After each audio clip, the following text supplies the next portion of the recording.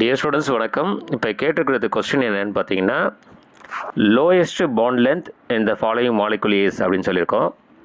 First வந்து hydrogen molecule that is H2. The second one chlorine molecule that is Cl2.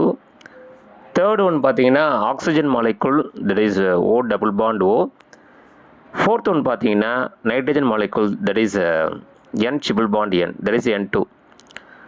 So hydrogen மாலிகுல்னா H2, chlorine molecule அப்படின்னா Cl2, oxygen molecule அப்படின்னா O2, nitrogen மாலிகுல்னா N2.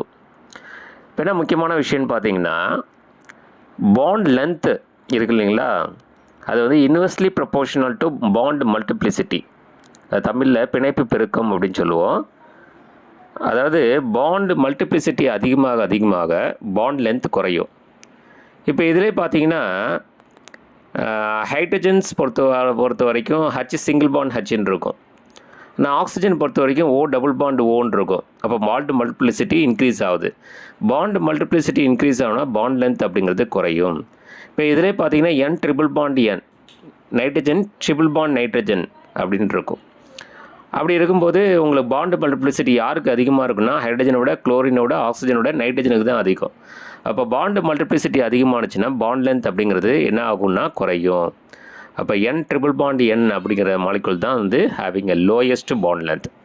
ஓகேங்களா?